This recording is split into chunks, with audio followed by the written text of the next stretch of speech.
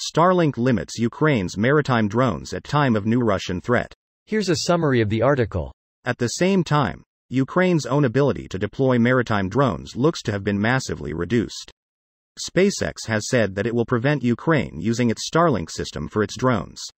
Ukraine's innovative maritime drones have been used to attack the Russian Navy in Sevastopol. The maritime drones were able to operate so effectively because they used Starlink. Therefore, the maritime drones could adapt their mission to hit targets of opportunity and moving targets. So the loss of Starlink will likely be a limiter on Ukraine's maritime drone operations.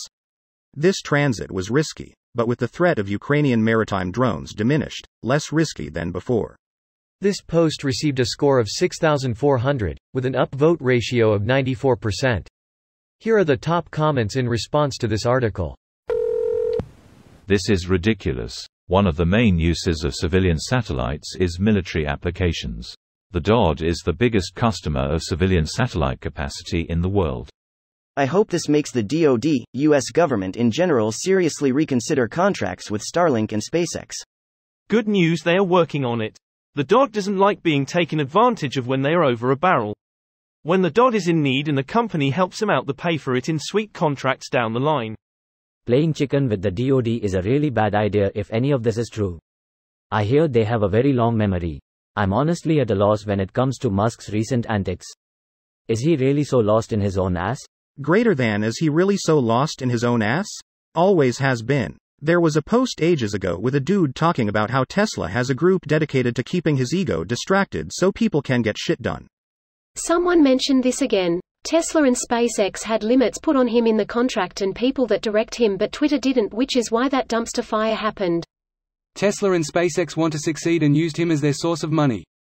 Twitter used him as an exit strategy. All the people who kept Twitter running abandoned ship because they already lost their cause and couldn't make the company profitable. Operationally, the drones are a poor man's naval force.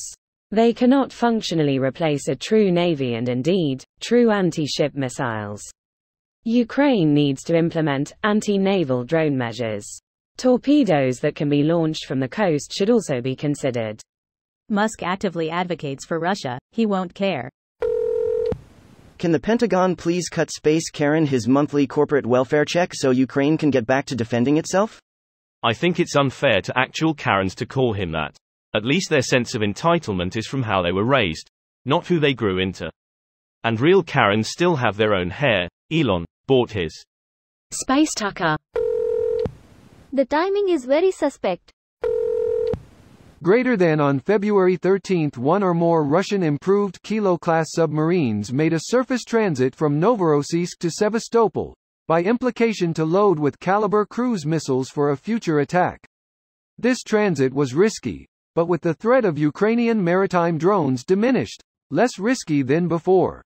If the one-year anniversary of your 3-day special military operation was just 2 weeks away, how much would you be willing to pay for an opportunity to replenish your cruise missiles? If you were $44 billion in the hole after an ill-advised takeover of your favorite social media company, how much dirty money would you be willing to accept for turning off your satellite network for a few days? This video was automatically created by Reddit to speech. The article and comments in this video were selected from Reddit according to their upvotes, and any paraphrasing was performed by smmry.com, without any human intervention.